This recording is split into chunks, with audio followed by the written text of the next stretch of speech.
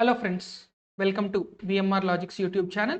నేను మీ Rohit Sharma, faculty for current affairs and editorial vocabulary. So ఇవాల్టి మొదటి కరెంట్ అఫైర్, రైల్వే మంత్రిత్వ శాఖ ఒక నూతన విధానాన్ని ప్రవేశపెట్టింది. దాని పేరే భారత్ గౌరవ్ పాలసీ, అదేవిధంగా భారత్ గౌరవ్ ట్రైన్స్.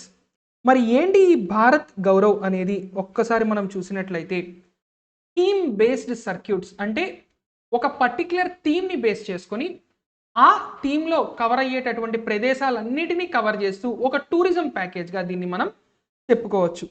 అయితే ఈ సర్క్యూట్లలో ట్రైన్స్ ప్రైవేట్ ప్లేయర్స్ అంటే ప్రైవేట్ కంపెనీలు కూడా ఆపరేట్ చేయొచ్చు. ఇంతకుముందు రైల్వేస్లో రామాయణ ఎక్స్ప్రెస్ అనేటువంటిది ఒకటి తీసుకురావడం జరిగింది.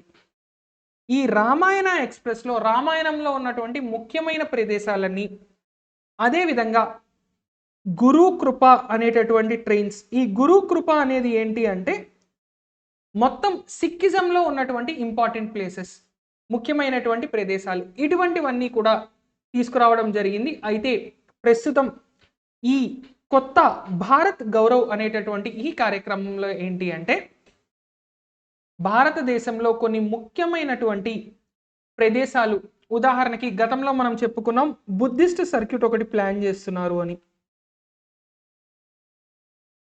అదేవిధంగా జ్యోతిర్లింగ సర్క్యూట్ ఒకటి,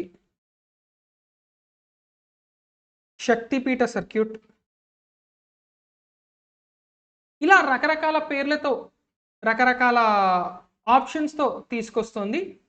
అయితే ఇందులో ఎవరైతే ఇంట్రెస్ట్ ఉన్నారో ఆ ఇంట్రెస్టెడ్ పార్టీస్, ప్రైవేట్ ప్లేయర్స్ ఎవరైనా సరే రిజిస్టర్ చేసుకోవడానికి భారత్ గౌరవ్ పాలసీ అనేటటువంటిది ఫ్రేమ్ చేయడం జరిగింది. అంటే ఇందులో డిపాజిట్ అమౌంట్ కట్టి ఒక టెండర్ అనేది వేస్తే రైల్వే దాన్ని పరిశీలించి ఏదో ఒక డెసిషన్ అయితే చెప్తుంది. సో ఇప్పటిదాకా మనకి తేజస్ ఎక్స్ప్రెస్ లాంటివి ప్రైవేట్ ట్రైన్స్ ఆపరేట్ చేయడం చూసాం. ఇప్పుడు మొదటిసారి ఏంటి అంటే ఒక రూట్ మొత్తానికి సంబంధించిన టూరిస్ట్ ఎక్స్ప్రెస్ని కూడా, అంటే పూర్తిగా రైల్వేస్ మరింత ప్రైవేటైజేషన్ వైపు వెళ్తోంది అని కూడా మనం ఒక అర్థంలో ఇక్కడ చెప్పుకోవచ్చు. అయితే ఇక్కడ గుర్తుపెట్టుకోవాల్సింది ఏంటి అంటే, ప్రైవేట్ ట్రైన్స్ ఎన్నున్నా సరే అందులో క్రూ అంటే స్టార్టింగ్లో ఉండేటటువంటి డ్రైవర్లు, గార్డు మాత్రం ఇప్పటికైతే రైల్వే వాళ్ళే ఉంటున్నారు. అదేవిధంగా మీకు ఎయిర్పోర్ట్లు ప్రైవేటైజ్ అయ్యాయి, ఎయిర్లైన్స్ ప్రైవేటైజ్ అయ్యాయి, కానీ ఏటీసీ ఎయిర్ ట్రాఫిక్ కంట్రోల్ మాత్రం ఇంకా ప్రభుత్వం చేతిలోనే ఉంది. అంటే ప్రైవేటైజేషన్లో కూడా అక్కడ ఏంటి అంటే కీలకమైనటువంటి అంశాలన్నీ కూడా గవర్నమెంట్ చేతిలోనే ఉంటాయి. కేవలం మిగతా విషయాల వరకు మాత్రమే ప్రైవేటైజేషన్ అనేది జరుగుతుంది. సో సింపుల్గా మనం గుర్తుపెట్టుకోవాల్సింది భారత్ గౌరవ్ పాలసీ. ఇందులో ఏంటి అంటే ఒక థీమ్ని బేస్ చేసుకున్నటువంటి టూరిజం ప్యాకేజ్లు రైల్వేస్ని ఉపయోగించుకుంటూ ఆపరేట్ చేసేలా ప్రైవేటు వాళ్ళని కూడా తీసుకురావడం జరిగింది. దాని పేరే భారత్ గౌరవ్ విధానంగా మనం చెప్పుకోవాలి. ఇక నెక్స్ట్ 2021 సీడ్ యాక్సెస్ ఇండెక్స్ లేదా యాక్సెస్ టు సీడ్ ఇండెక్స్ అంటే విత్తన లభ్యత.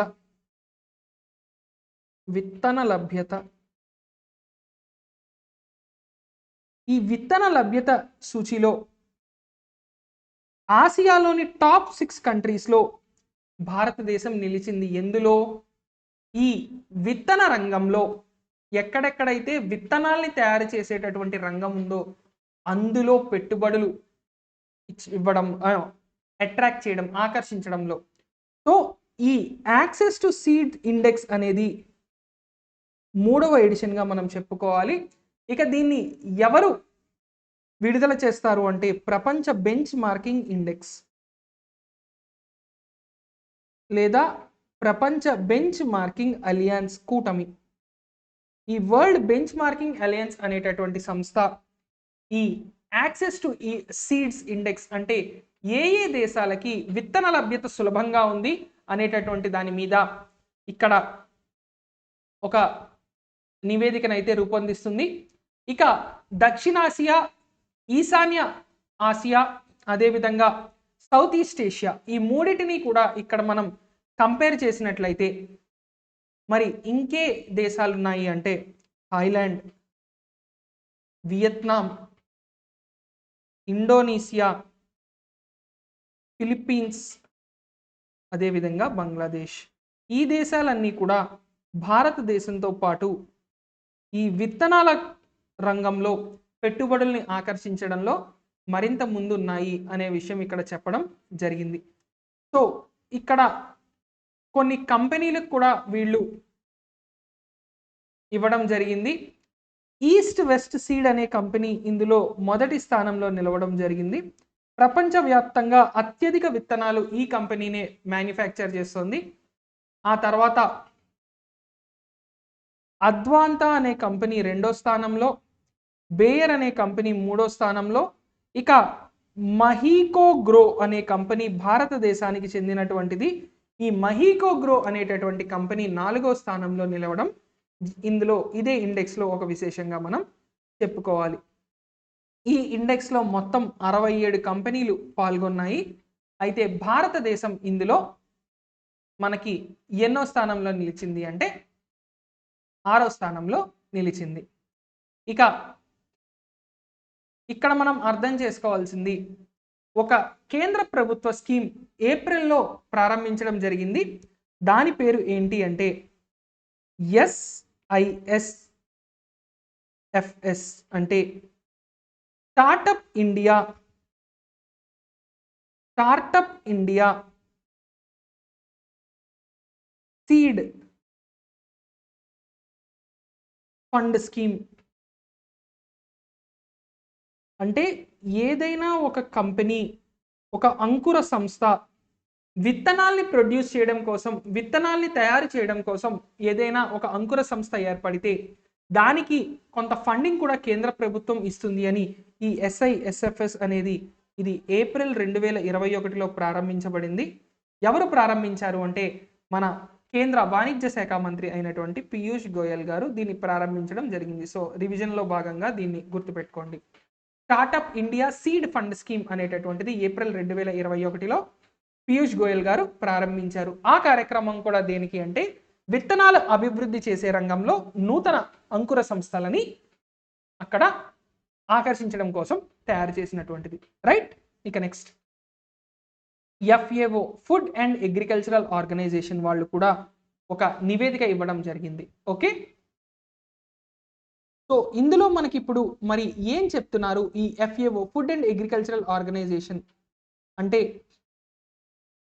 ఇందులో need to make agri food systems resilient to address food security. ఇది మరి ఏ రిపోర్ట్లో పెట్టారు అంటే సోఫా రిపోర్ట్ అంటాం. సోఫా అంటే మనం కూర్చునే సోఫా కాదు. State of food and agriculture అంటే ఒక దేశంలో లేదా ప్రపంచవ్యాప్తంగా ఆహారం మరియు వ్యవసాయం ఏ విధంగా ఉన్నాయి అంటే ఆహార లభ్యత ఎలా ఉంది. ఇందులో అగ్రి ఫుడ్ సిస్టమ్స్ అంటే పంట పండించిన దగ్గర నుంచి అది మన ప్లేట్లో ఆహారమై వచ్చే వరకు ఆ మొత్తం ప్రాసెస్లో ఎన్నో షాక్స్ అండ్ స్ట్రెస్సెస్ ఉంటాయి అని చెప్పడం జరిగింది. అంటే ఉదాహరణకి మొన్న ఇటీవల కాలంలో వచ్చినటువంటి తీవ్ర తుఫాను, దానివల్ల కోత అయిన పంటలు కొన్ని ప్రాంతాల్లో అంటే యార్డులకు తీసుకొచ్చి రేపు ఎల్లుండి వేలం వేస్తారు అని పెట్టినటువంటి పంటలు కవర్ చేసున్నటువంటి ఆ ధాన్యం బస్తాలు రాత్రికి రాత్రి వర్షం వచ్చింది, 3-4 రోజులు విపరీతమైన వర్షం వచ్చింది, తిరిగి వచ్చి చూస్తే ధాన్యం మొలకెత్తిపోయింది. మొలకెత్తిన ధాన్యాన్ని ఏ ప్రైవేటు వాడు కొంటాడు? అదేవిధంగా ఇంకొన్ని చోట్ల కోతలు అయ్యి దాన్ని పొలం నుంచి బయటికి తెచ్చే సమయంలో ఎప్పుడు ప్రతి సంవత్సరం చూడండి సరిగ్గా పంట కోత అయ్యి అది పూర్తిగా ఆ వడ్ల బస్తాలు రైస్ మిల్లుకో లేదంటే యార్డుకో వెళ్లే లోపే వర్షాలు పడతాయి. ముందు పడవు, వెనక పడవు. లేదా చేతికి వచ్చిన పంట వర్షం వల్ల నాశనం అయిపోతుంది. లేదా విత్తనాలు వేసి భూమి మొత్తం దున్ని విత్తనాలు వేసిన తర్వాత ఎండకి అవి మొలకలు రాకుండానే ఎండిపోతాయి. అంటే మొత్తం ఈ వ్యవసాయం అలాగే పంట పూర్తయిన తర్వాత అది ఆహారంగా కూడా ఉండడం లేదు. FCI గోడౌన్లలో 20-25% వరకు కూడా ఆహార ధాన్యాలు వృధాగా పోతున్నాయి. అంటే ఎలకలు, పందికొక్కులు లేదంటే ఈ ఒక ప్రాంతం నుంచి మరో ప్రాంతంలోకి రవాణా చేయడం, ఇటువంటి వాటి అన్నిట్లో కూడా అవి నాశనం అయిపోతున్నాయి. మరి ఇటువంటి ఎన్నో ఒడిదుడుకులు ఉన్నాయి కాబట్టి వాటన్నిటిని తట్టుకునేలా మరింత ముందుకు తీసుకెళ్ళాలి అని వీళ్ళు ఇక్కడ చెప్పడం అయితే జరిగింది. మనకి ఇందులో గుర్తుండాల్సింది సోఫా అనేటటువంటి రిపోర్టు. అందులో వ్యవసాయ ఆహార వ్యవస్థలను మరింత బలంగా ఉండేలా చేయాలి అని చెప్పడం మాత్రం గుర్తుంటే చాలు. ఇక FAO అనేది ఫుడ్ అండ్ అగ్రికల్చరల్ ఆర్గనైజేషన్. దీని ఫుల్ ఫామ్ ఏంటి? Food and agricultural organisation. ఈ ఫుడ్ అండ్ అగ్రికల్చరల్ ఆర్గనైజేషన్ మరి దీని యొక్క హెడ్ క్వార్టర్స్ ఎక్కడ అంటే రోమ్, ఇటలీ. ఇటలీ రాజధాని రోమ్ నగరంలో దీని హెడ్ క్వార్టర్స్ ఉంది. సో వీళ్ళే అంతర్జాతీయంగా ఉన్నటువంటి వ్యవసాయ పరిస్థితులు, అదేవిధంగా ఆహార పరిస్థితులు, ఆహార లభ్యతపై నివేదికలు రూపొందిస్తూ ఉంటారు. అయితే ప్రస్తుతం FAO ప్రతి వారం 10 రోజులకి ఒక నివేదికని రూపొందిస్తోంది. దేంట్లో భాగంగా అంటే the state of the world అనేటటువంటి దాంట్లో భాగంగా. అంటే ప్రపంచంలో ఇప్పుడు పరిస్థితులు ఎలా ఉన్నాయి, ఎందుకంటే కరోనా కొత్త స్ట్రెయిన్ వచ్చింది అని అంతర్జాతీయంగా ఎన్నో పోటీలు, మీటింగ్లు రద్దవుతున్నాయి. కొన్ని దేశాలు బార్డర్లు మూసేస్తున్నాయి. ఇలా ఎన్నో విషయాలని ఇప్పుడు మనం చూస్తున్నటువంటి ఈ పరిస్థితుల్లో మరి మనం ఒక్కసారి ఇక్కడ చూసుకున్నట్లయితే FAO వాళ్ళ నివేదికలు చాలా ముఖ్యమని కూడా మనం చెప్పుకోవాలి, రైట్? ఇక నెక్స్ట్, ఢిల్లీలోని సదర్ బజార్ అనేటటువంటి పోలీస్ స్టేషన్ ఉత్తమ పోలీస్ స్టేషన్గా నిలవడం జరిగింది. సో ఏ పోలీస్ స్టేషన్ అండి? ఢిల్లీలోని సదర్ బజార్ అనేటటువంటి పోలీస్ స్టేషన్. సో మనం గతంలో టాప్ 3 ఉన్నటువంటి ఇతర పోలీస్ స్టేషన్లు కూడా చూడడం జరిగింది. అయితే ప్రస్తుతం ఫైనల్గా మనకి లిస్ట్ కూడా రావడం జరిగింది. ఫస్ట్ ప్లేస్ మనకి సదర్ బజార్, ఢిల్లీ. రెండవ స్థానంలో నిలిచినటువంటి పోలీస్ స్టేషన్ గంగాపూర్. ఈ గంగాపూర్ అనేది ఎక్కడుంది అంటే గంజాం జిల్లాలో ఉంది. ఇది ఎక్కడుంది అంటే ఒడిశా రాష్ట్రంలో ఉంది. ఇక మూడో స్థానంలో భట్టు కాలన్ అనేటటువంటి పోలీస్ స్టేషన్. ఈ భట్టు కాలన్ అనేటటువంటిది ఫతేబాద్లో ఉంది. ఈ ఫతేబాద్ అన్నది మనకి హర్యానాలో ఉంది, రైట్? ఇక మరి ఈ పోలీస్ స్టేషన్లకి అవార్డులని ఎవరిచ్చారు అంటే హోం మంత్రిత్వ శాఖ, అదేవిధంగా హోం మంత్రి అయినటువంటి అమిత్ షా గారు. సో అమిత్ షా గారు దేశవ్యాప్తంగా టాప్ 10 పోలీస్ స్టేషన్స్కి అవార్డులు ఇవ్వడం జరిగింది. సో ఈ సంవత్సరం ఢిల్లీలోని సదర్ బజార్ 1వ స్థానంలో, గంజాం జిల్లాలోని గంగాపూర్ పోలీస్ స్టేషన్ 2వ స్థానంలో, భట్టు కలాన్ పోలీస్ స్టేషన్ 3వ స్థానంలో నిలవడం జరిగింది.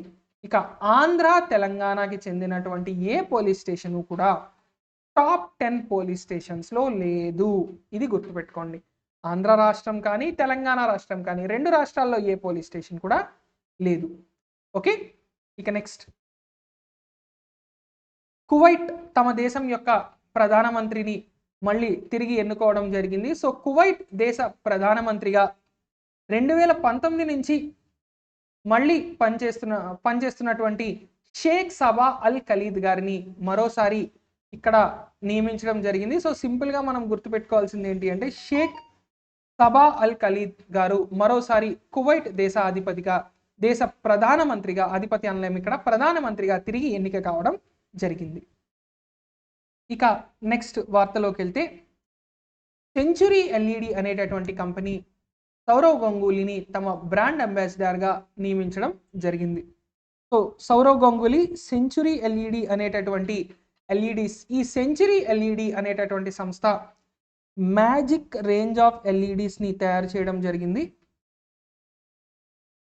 ఈ మ్యాజిక్ రేంజ్ ఆఫ్ LEDస్ని ఈ సెంచురీ LED అనేటటువంటి సంస్థ తీసుకొచ్చింది. ఇక ఇటీవల కాలంలో సౌరవ్ గంగూలీ తరచుగా మనకి వార్తల్లో నిలుస్తున్నారు. ఎందుకు అంటే సౌరవ్ గంగూలీ ఇటీవలే ICC యొక్క మెన్స్ క్రికెట్ కమిటీకి హెడ్గా నియమితులవడం జరిగింది. అదేవిధంగా సౌరవ్ గంగూలీ యొక్క ఆటోబయోగ్రఫీ ఇటీవల కాలంలో 2-3 పరీక్షల్లో అడగడం జరిగింది. సో రైల్వేస్లో అడిగారు, ఎస్ఎస్సిలో కూడా అడిగారు. ఆటోబయోగ్రఫీ ఏది అంటే a century is not enough. A century is not enough అనేటటువంటిది సౌరవ్ గంగూలీ యొక్క ఆత్మకథ. ఇక సౌరవ్ గంగూలీని ప్రిన్స్ ఆఫ్ కోల్కతా అనే పేరుతో కూడా పిలుస్తారు.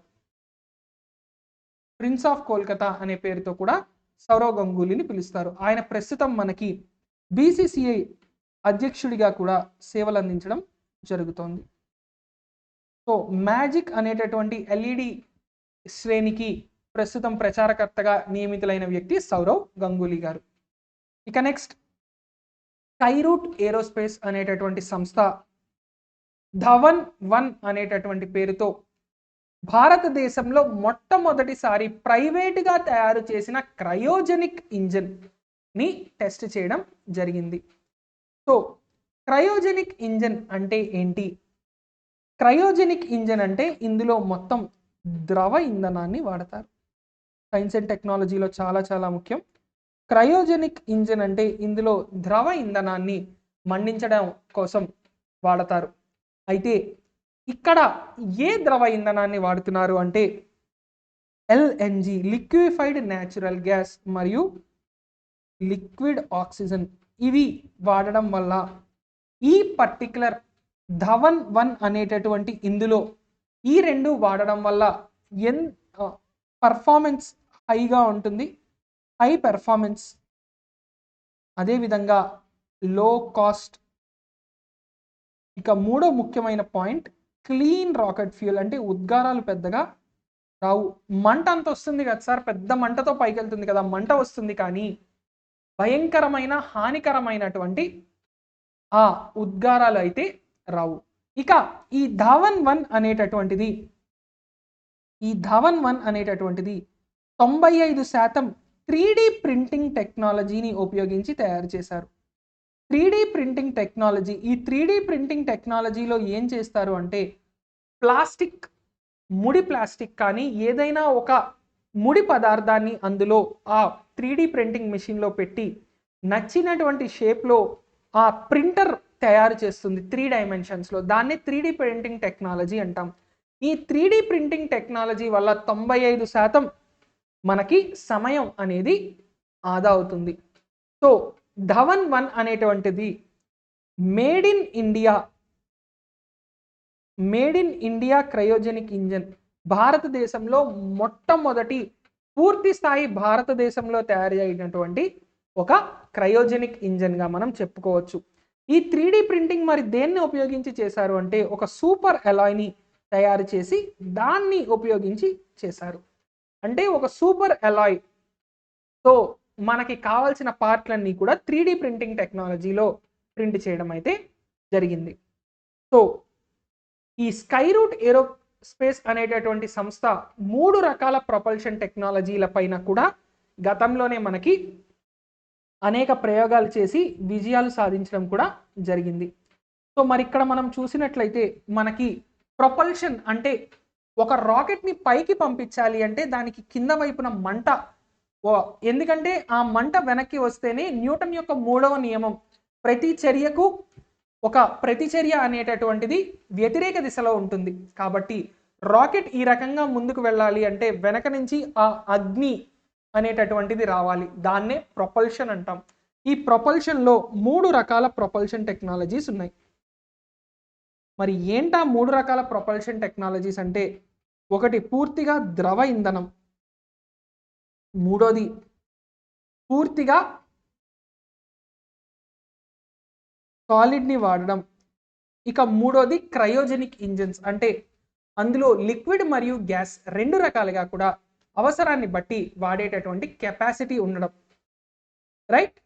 సో ఇక ఇదే స్కైరూట్ అనేటటువంటి సంస్థ రామన్ అనేటటువంటి ఒక ఇంజన్, అందులో రామన్ విక్రమ్-1 అనేటటువంటి ఒక ఇంజన్ని గతంలో టెస్ట్ చేయడం జరిగింది సక్సెస్ఫుల్గా.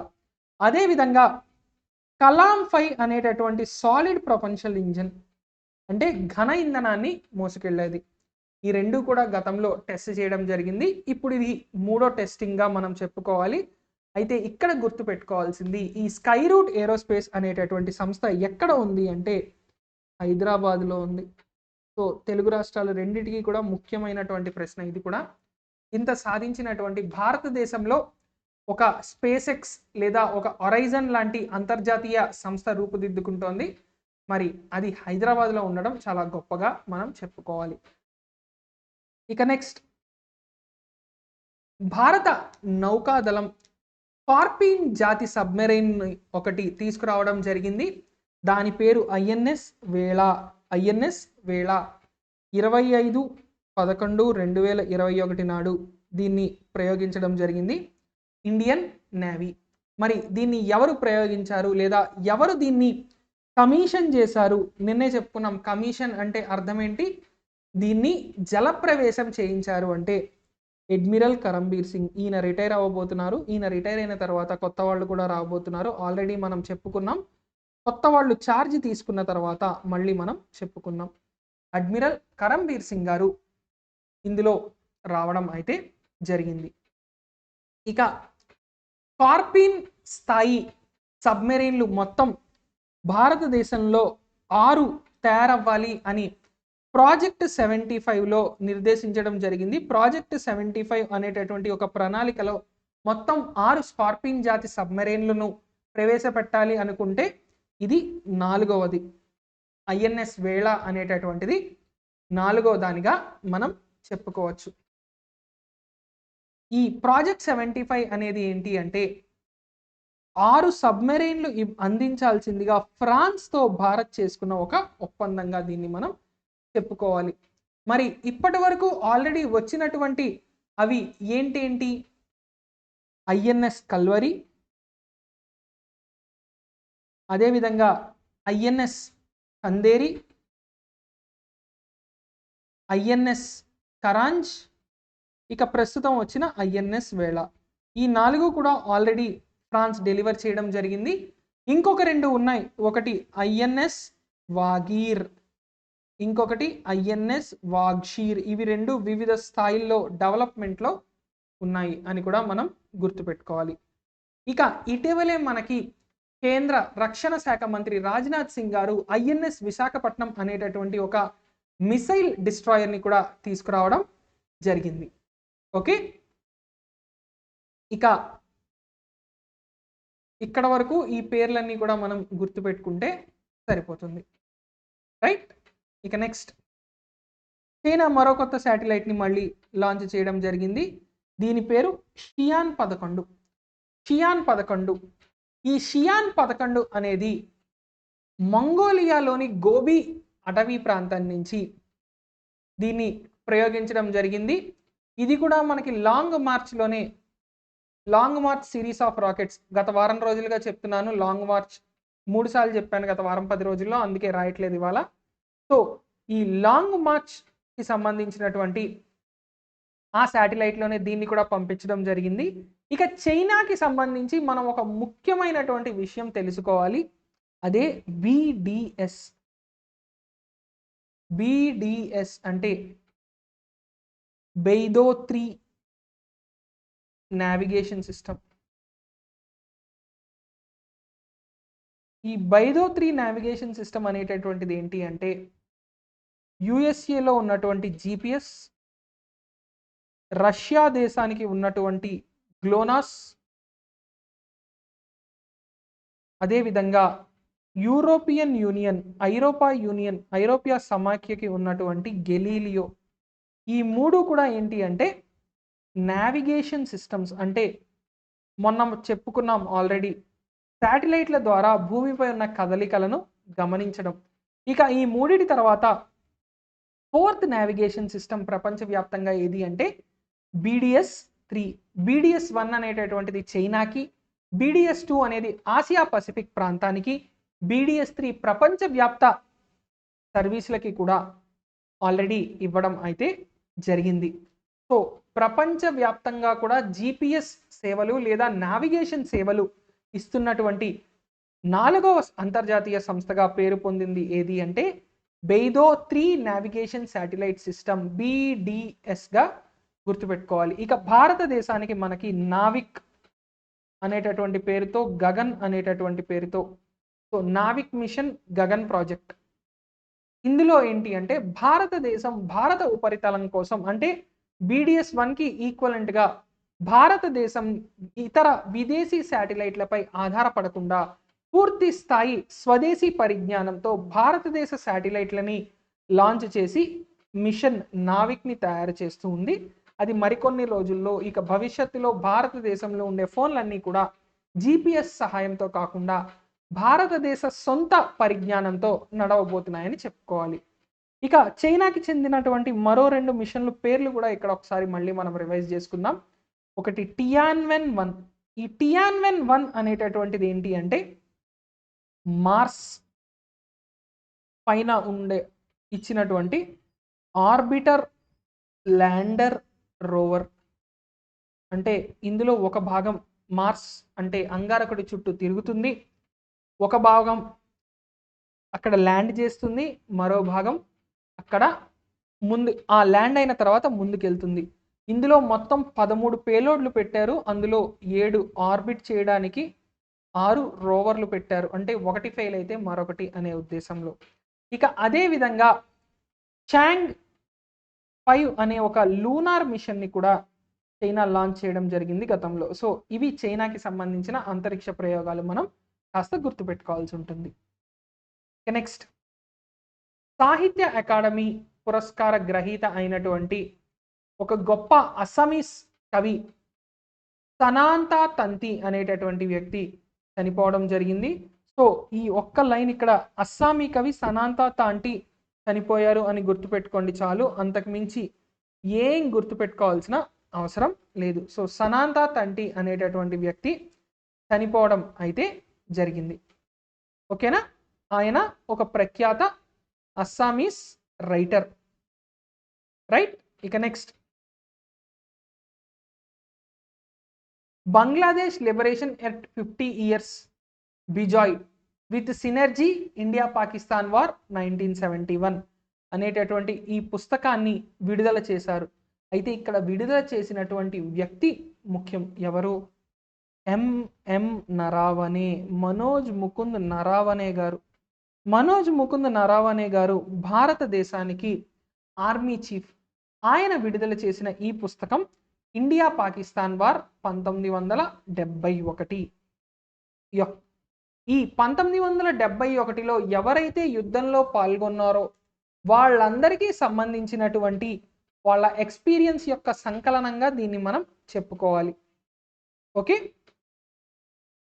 సో 1971 వెటరన్స్ అంటే ఆ యుద్ధంలో పాల్గొన్నటువంటి ఆ వ్యక్తులు, ఆ సీనియర్ల నుంచి అనేక రకాలైనటువంటి వాళ్ళ అనుభూతులు కావచ్చు, వాళ్ళ యొక్క ఎక్స్పీరియన్సెస్ ఏవైతే ఉన్నాయో వాటన్నిటిని బేస్ చేసుకొని కూడా దీన్ని తయారు చేయడం అయితే జరిగింది.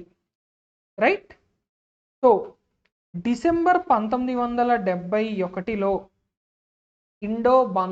ఇండో పాక్ వార్ ముగిసి పాకిస్తాన్లోని 90,000 మంది సైనికులు ఈస్ట్ పాకిస్తాన్, తూర్పు పాకిస్తాన్లోని ఢక్కాలో భారతదేశానికి లొంగిపోవడం జరిగింది. 90,000 మంది సైనికులు లొంగిపోయారంటే అది చిన్న సంఖ్య కాదు. ఆ తర్వాత 1972లో సిమ్లా ఒప్పందం జరిగింది. ఇందిరాగాంధీ మరియు డి సినిమాలో మీరు అప్పట్లో భుట్టో అనే పేరు వింటారు కదా, ఆ భుట్టో, జుల్ఫికర్ అలీ ఖాన్ భుట్టో మరియు ఇందిరాగాంధీల మధ్య ఈ ఒప్పందం అనేది సంతకం చేయడం జరిగింది. ఆ ఒప్పందం ప్రకారం ఏంటి అంటే బంగ్లాదేశ్ యొక్క ఇండిపెండెన్స్ని రికగ్నైజ్ చేసింది పాకిస్తాన్. అంటే బంగ్లాదేశ్ ఒక స్వాతంత్ర దేశంగా గుర్తించింది పాకిస్తాన్. ఎప్పుడు? బంగ్లాదేశ్కి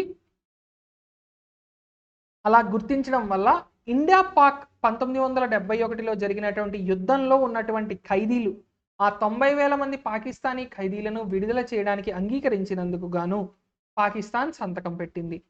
భారతదేశం ఆ 93,000 మంది సైనికుల్ని 5 నెలల్లో విడుదల చేసేసింది. ఒక్కళ్ళకి చిన్న ఇబ్బంది కూడా పెట్టకుండా. కానీ అభినందన్ వర్తమాన్ని ఎంత దారుణంగా పాకిస్తానీలు ట్రీట్ చేశారో మీ అందరికీ తెలుసు. సో అది హిస్టరీ. ఇది మీ కళ్ళ ముందు రీసెంట్గా జరిగినటువంటి హిస్టరీ. ఓకే. ఇక నెక్స్ట్,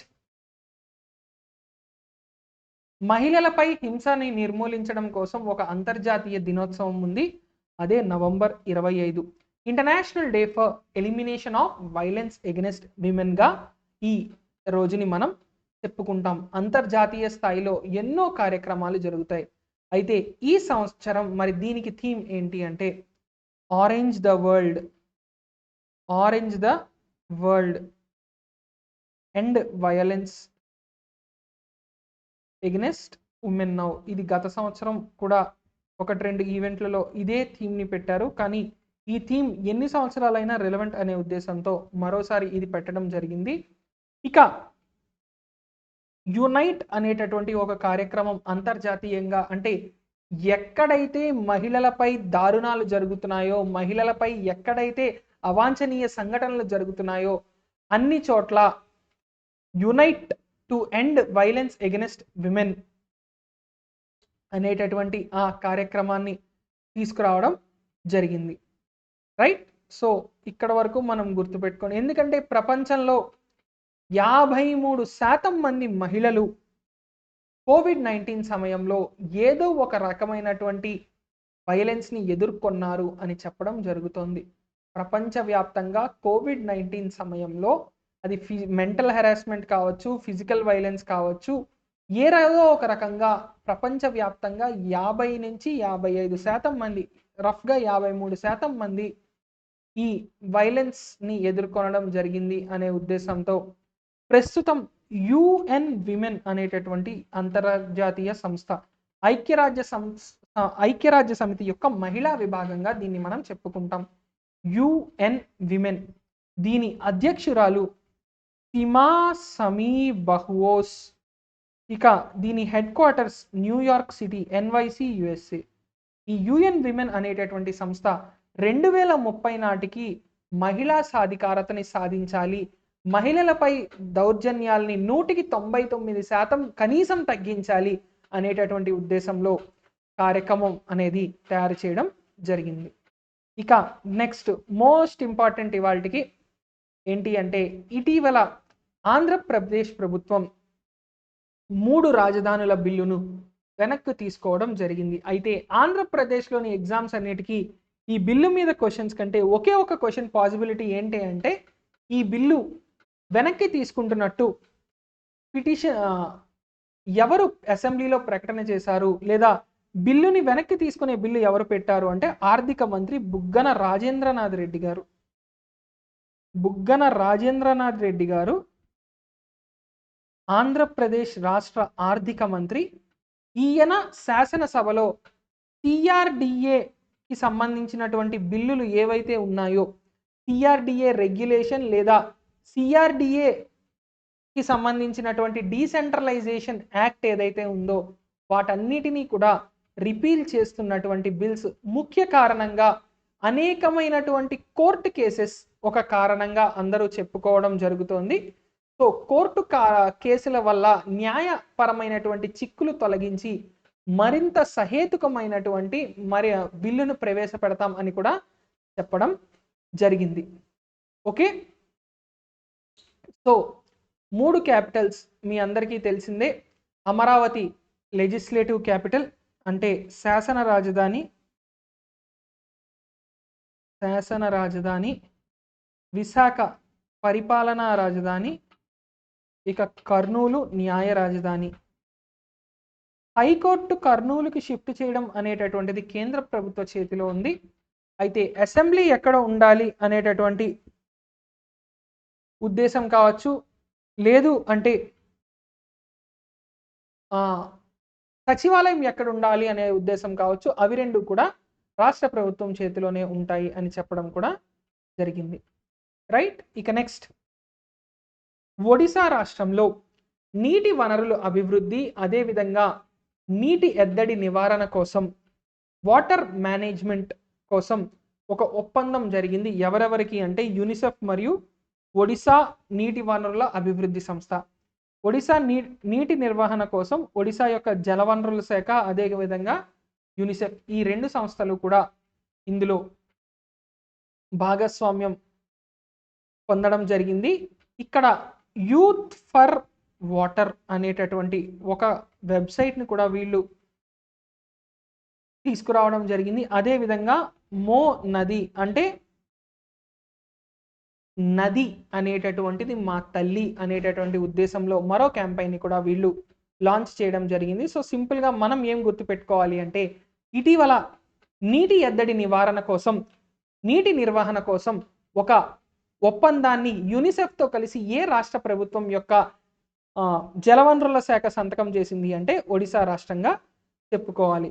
ఇక UNICEF, United Nations International Children's Emergency ఫండ్గా చెప్పుకుంటాం. యునిసెఫ్ యొక్క ఎగ్జిక్యూటివ్ డైరెక్టర్గా ఉన్నటువంటి వ్యక్తి హెన్రిటా ఫోర్, గతంలో కూడా చెప్పుకున్నాం.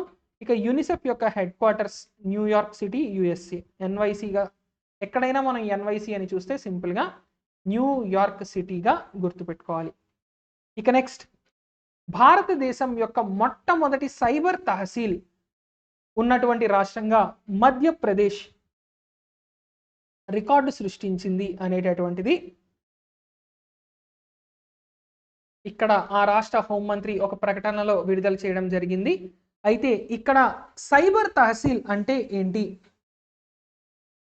ఒక తహసీల్దార్ కార్యాలయం అంటే ఎంఆర్ఓ ఆఫీస్లో జరిగేటటువంటి కార్యక్రమాలు మొత్తం అన్నిటినీ కూడా రాష్ట్రంలో ఎక్కడి నుంచి అయినా సరే యాక్సెస్ చేసేలాగా లేదా ఉపయోగించుకునేలాగా భారతదేశంలోని మొట్టమొదటి సైబర్ తహసీల్ని ప్రారంభించడం జరిగింది. అంటే ఒక ఎంఆర్ఓ ఆఫీస్లో జరిగే కార్యక్రమాలు రాష్ట్రంలో ఎక్కడి నుంచి అయినా మీరు అప్లికేషన్ పెట్టి ఆన్లైన్ ద్వారా సేవల్ని పొందొచ్చు. దీనివల్ల చాలా సింపుల్గా అనేక రకమైనటువంటి వివాదాల పరిష్కరణ, అదేవిధంగా సర్టిఫికెట్లు పొందడం కూడా చాలా ఈజీగా అవుతుందని చెప్పడం జరిగింది. ఓకే, ఇక మరొక ఇంపార్టెంట్ స్కీమ్ కూడా ఇటీవల మధ్యప్రదేశ్ స్టార్ట్ చేయడం జరిగింది. అదేంటి అంటే ఊర్జా సాక్షరతా అభియాన్. ఊర్జా సాక్షరతా అభియాన్. ఈ ఊర్జా సాక్షరతా అభియాన్ అనేటటువంటిది ఏంటి అంటే మధ్యప్రదేశ్ రాష్ట్రంలో స్కూళ్ళు, కాలేజీలు, అదేవిధంగా సాధారణ ప్రజానీకం కోసం ఏ విధంగా మనం ఎనర్జీ కన్జర్వేషన్ అంటే ఏ విధంగా మనం వనరులని కాపాడుకోవాలి, సరిగ్గా ఎలా ఉపయోగించుకోవాలి అనేటటువంటి ట్రైనింగ్ ప్రోగ్రామ్ ఇందులో నిర్వహించడం జరుగుతుంది. రైట్, సో ఇవి ఇవాల్టి కరెంట్ అఫైర్స్. ఇక ఇవాల్టి ఎడిటోరియల్ వొకాబులరీలోకి వెళ్దాం.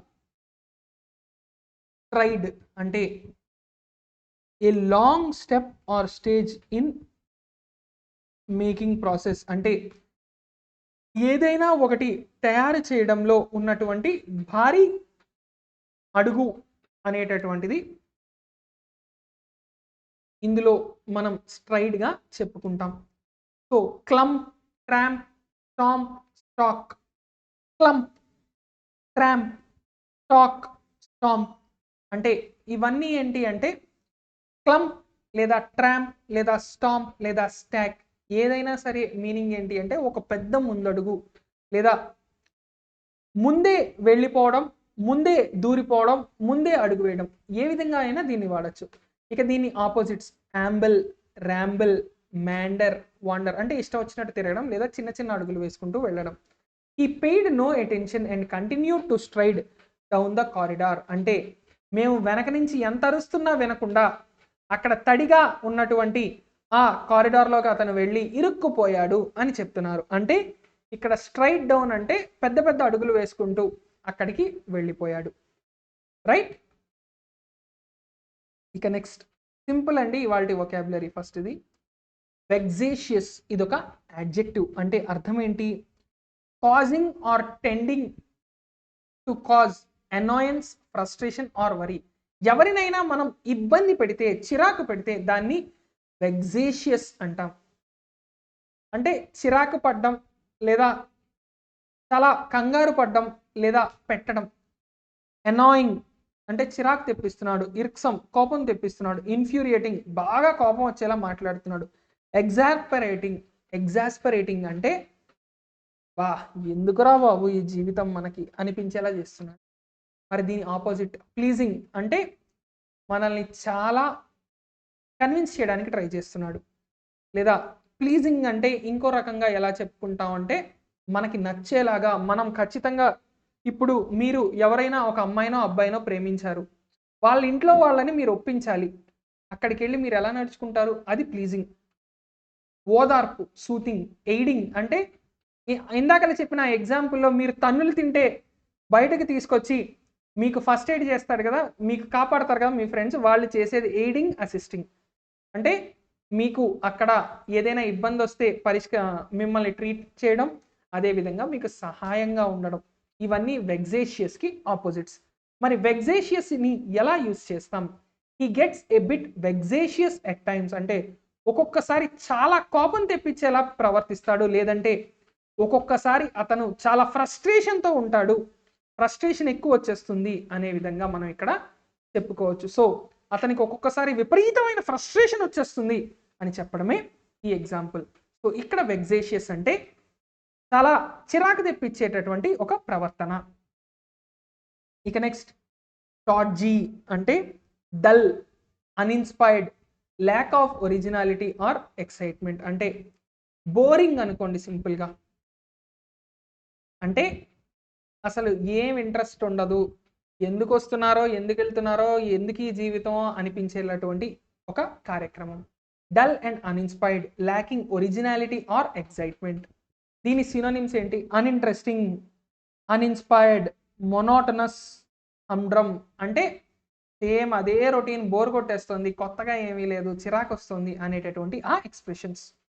ఇక దీని opposite exciting, entertaining, breath taking, enthralling. Exciting, RRR సినిమా ఫస్ట్ డే ప్రీమియర్ షో టికెట్లు దొరికేసాయి. ఏపీలో ప్రీమియర్లు లేవు కదా సార్, తెలంగాణలో దొరికాయి.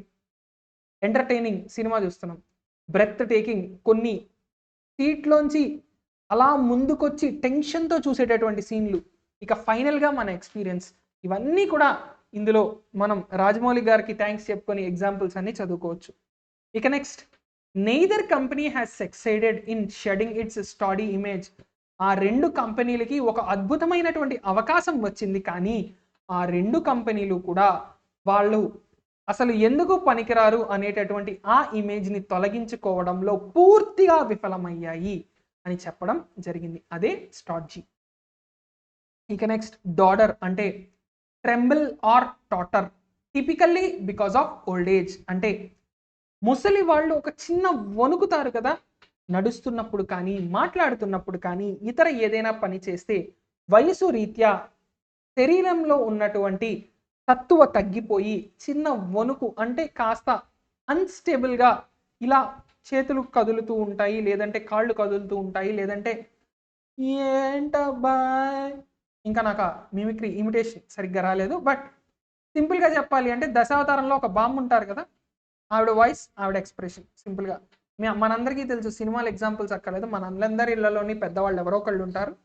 సో అటువంటి ఆ పరిస్థితిని ఏమంటారు అంటే డాటర్ అంటారు. సో స్టంబుల్, స్టాగర్, స్వే, లర్చ్ ఇవన్నీ కూడా దీని సిమిలర్ మీనింగ్స్గా చెప్పుకోవచ్చు. ఇక అలా కాకుండా study, fix, stay, still, remain అంటే అన్నీ ప్రాపర్గా ఉండి అటువంటి ఏ ట్రెంబ్లింగ్ కానీ స్టంబ్లింగ్ కానీ స్టాగరింగ్ కానీ ఏవీ లేవు, రాక్ సాలిడ్గా ఉన్నాయి, అప్పుడు అది డాటర్కి ఆపోజిట్ అనే సెన్స్లో చెప్తాం. The old woman doddered from the bed to the table. పాపం ఆ ముసలావిడ తన మంచం పై నుంచి ఎదురుగా ఉన్న టేబుల్ పైకి వెళ్ళడానికి చాలా వణుకుతూ లేదంటే చాలా ఇబ్బంది పడుతూ వెళ్ళింది అని చెప్పడం ఇక్కడ ఉద్దేశం. ఇక నెక్స్ట్ అగాప్ అంటే of a person's mouth wide open in surprise or wonder. ఈ ఎక్స్ప్రెషన్ అంటే ఒక ఆశ్చర్యం, సంభ్రమాశ్చర్యంతో నోరెళ్ళబెట్టేశారు అనే ఉద్దేశం ఇక్కడ ఉంటుంది, రైట్? మరి దీనికి ఎగ్జాంపుల్స్ ఏమవుతాయి? అగాగ్, బ్రెత్లెస్, ఎంతూజియాస్టిక్, రేరింగ్ ఇవన్నీ కూడా దీనికి ఎగ్జాంపుల్స్గా మనం చెప్పుకుంటాం. మరి ఇక దీని ఆపోజిట్స్ ఏమవుతాయి? అపాథెటిక్, అన్ఇంట్రెస్టెడ్, ఇండిఫరెంట్, అన్ఇంప్రెస్డ్ అంటే రొటీన్, ఎటువంటి తేడా లేదు, బోర్ కొట్టేలాగా, కొత్తగా ఏమీ లేకుండా, ఇవన్నీ. He was left alone and agape అంటే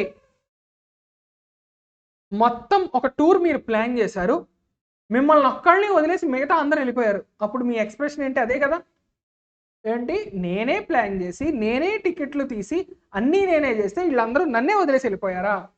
so he was left alone and again అనేటటువంటిది ఇక్కడ వాడతాం. ఇక నెక్స్ట్ టార్పర్ అంటే బాగా బద్ధకంగా ఉండేటటువంటి ఒక సిచ్యువేషన్ ఉంటుంది కదా. A state of physical or mental inactivity. ఖాళీగా ఉన్నాం, ఏం చేస్తాం? ఏమీ చేయలేదు. బుర్రకి పని చెప్పలేదు, ఒంటికి పని చెప్పలేదు. బద్ధకంగా అంటే మెంటల్గా ఏమీ థింక్ చేయట్లేదు, ఏం ఆలోచించట్లేదు, ఫిజికల్గా ఏం పని చేయట్లేదు. అలా ఏమీ చేయకుండా ఏమీ ఆలోచించకుండా ఉంటాం చూడండి, ఆ స్టేజ్ని టార్పర్ అంటారు. దీని సిమిలర్ మీనింగ్స్ కూడా చాలా వింతగా ఉంటాయి. లిస్ట్లెస్నెస్ అంటే ఏం చేస్తున్నామో తెలియనటువంటి పరిస్థితి. లాంగ్వర్, స్టాగ్నేషన్, ఐడిల్నెస్. ఐడిల్నెస్ అంటే ఖాళీగా ఉండడం. లిస్ట్లెస్నెస్ దీన్ని ఎలా గుర్తుపెట్టుకుంటాం? దీని మీనింగ్ ఏంటి అంటే ఏం ఆలోచిస్తున్నాం, ఓ 10 పాయింట్లు రాయండి, ఏమీ రాయలేం, లిస్ట్ తయారు చేయలేం. లాంగ్వర్ అంటే ఏం మాట్లాడట్లేదు, మాట్లాడట్లేదు అంటే ఏం ఆలోచించట్లేదు. స్టాగ్నేషన్, స్టాగ్నెంట్ అంటే అందరికీ తెలిసిందే, ఆగిపోయింది. సో ఇవి దీని సినానిమ్స్. అలా కాకుండా ఈగర్నెస్, నేర్చేసుకోవాలి అనే తహతహలాడడం. కిన్నెస్, విపరీతమైనటువంటి ఇంట్రెస్ట్. అలా కాకుండా స్పిరిటెడ్నెస్ అండ్ విగర్ అంటే ఒక ఉత్సాహం, ఉద్రేకం, ఇటువంటివి దీని opposites. After over eating on Christmas I fell in to a satisfied torpor అంటే బాగా క్రిస్మస్ రోజు ఫ్రెండ్ పార్టీకి పిలిచాడు, వెళ్ళాం, ఫుల్గా తిన్నాం, మిగతా అన్నీ చేసాం, ఇక ఇంకేమీ చెయ్యక్కర్లేదు, ఒక బద్ధకమైనటువంటి పరిస్థితిలోకి నేను వెళ్ళిపోయాను అని చెప్తున్నారు. అదే టార్పోర్. ఓకే, ఇక నెక్స్ట్ ప్రికారియస్ అంటే పరిస్థితిని బట్టి ఏమీ అర్థం కానటువంటిది. ఆ పరిస్థితిలో అవ్వచ్చు, అవ్వకపోవచ్చు, అన్సర్టైన్గా ఉండేది. అన్ష్యూర్, అన్సర్టైన్, అన్ప్రిడిక్టబుల్, డౌట్ఫుల్, డుబియస్, ఇవన్నీ కూడా దీని యొక్క సినోనిమ్స్. ఇక యాంటనిమ్స్ ఏమవుతాయి? లూసిడిటీ, రేషనాలిటీ, ఖచ్చితంగా ఉండేటటువంటివి, predictable. I am in a precarious situation here అంటే ఏమవుతుందో తెలియని ఒక పరిస్థితిలో ఉన్నాను. ఎస్ఐ నోటిఫికేషన్ ఈ నెల వస్తుందా రాదా? ఈ నెల అయితే రాదు, 100% షూర్. వచ్చే 2 నెలల్లో వస్తుందా రాదా? ప్రికారియస్ సిచ్యుయేషన్.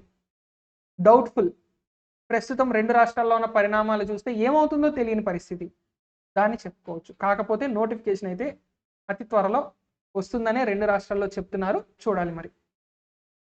ఇక నెక్స్ట్ కాన్ఫాబ్యులేట్ అంటే ఇన్ఫార్మల్ అంటే క్యాజువల్గా, ఎటువంటి రూల్స్ లేకుండా, ఎరా బావా అంటే ఎరా బామ్మర్ది, చెప్ బాబాయ్, ఇటువంటి మాటలు.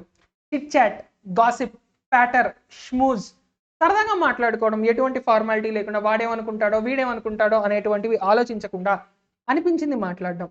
దీని ఆపోజిట్ ఏంటి? నోరు మూసుకొని కూర్చోవడం, చెప్పింది వినడం, సైలెంట్గా ఉండడం. I'd like to confabulate with my friends at weekends. Weekends సరదాగా ఓ సిట్టింగ్ వేసి ఎంజాయ్, నచ్చింది, ఎలా నచ్చితే అలా మాట్లాడుతాను నేను నా ఫ్రెండ్స్తో అని చెప్తున్నారు. అక్కడ సిట్టింగ్ వేస్తానని చెప్పట్లేదు, జనరల్గా చెప్తున్నా. సో అంటే ఫ్రెండ్స్తో సరదాగా ఓ టీ స్టాల్ దగ్గర ఇంకొక చోట సరదాగా కబుర్లు చెప్పుకుంటున్నాం, దాన్ని కన్ఫాబ్యులేట్ అంటాం. ఇక్కడ జనరల్గా ఏంటి అంటే ఆఫ్ రికార్డ్ ఉండేటటువంటి అంటే బాస్ని తిట్టడాలు, లేదంటే ఇంకేవో అనుకోవడాలు, ఇలాంటివన్నీ కూడా ఉంటాయి కన్ఫాబ్యులేషన్ అంటే. ఇక నెక్స్ట్ ఈరీ, స్ట్రేంజ్ అండ్ ఫ్రైటనింగ్, ఒక వింత, భయపెట్టేటటువంటి పరిస్థితి. హాంటింగ్, పీపీ, ఘోస్ట్లీ, సినిస్టర్, అన్నీ కూడా అలాంటివే. ఏంటో తెలియని ఒక భయాన్ని కలిగించేటటువంటి పరిస్థితులు. దీని opposite normal, routine, prosaic, ordinary. It was an eerie sensation అంటే మీరు ఇంట్లో పడుకొని ఉన్నారు, సడన్గా మీ మీద ఏదో పాకింది, ఏదో పడింది పెద్దది అనే ఫీలింగ్ వచ్చింది, వెంటనే లేచి లైట్ ఆన్ చేశారు, ఆ గదిలో ఏమీ లేదు, మీరు మొత్తం భూతద్దం వెతికి ఇన్ఫ్రారెడ్ కెమెరాలు పెట్టినా అసలు ఏమీ లేదు. It was an eerie sensation అంటాం. అంటే చాలా వింత, భయపెట్టేటటువంటి పరిస్థితి. అక్కడ ఏమీ లేదు కానీ మీకు ఏదో అయిపోయినట్టు ఒక ఫీలింగ్ వచ్చింది అనుకుందాం. కలలో కాకుండా నిజంగా వచ్చిందని, దాన్ని ఏం అర్థం కాదు, అది కలో నిజమో తెలియదు, భయం వేస్తూ ఉంటుంది, అటువంటి పరిస్థితిని ఈరీ అంటాం. ఇక next succinct, in a way that expresses what needs to be said clearly without unnecessary words అంటే సూటిగా, సుత్తి లేకుండా చెప్పడాన్ని ససింట్ అంటాం. బ్రీఫ్, కంపెండియస్, కన్సైజ్, టర్స్ ఇవన్నీ కూడా సూటిగా మాట్లాడు సుత్తి లేకుండా అని చెప్పేవి. ఇక సర్కంలాక్యూటరీ, డిఫ్యూజ్, లాంగ్ వైండెడ్, ప్రొలిక్స్ అంటే ఇవన్నీ ల్యాగ్ చేయడం లేదా సాగదీయడానికి సినానిమ్స్.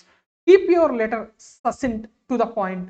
మీరు రాయాలనుకుంది as it is to the point, స్ట్రిక్ట్గా, సింపుల్గా, బ్రీఫ్గా చెప్పండి, భారతాలు రాయొద్దు అని చెప్తున్నారు. Right? So that's it for today guys. See you in the next class. Thank you very much and Jai Hind.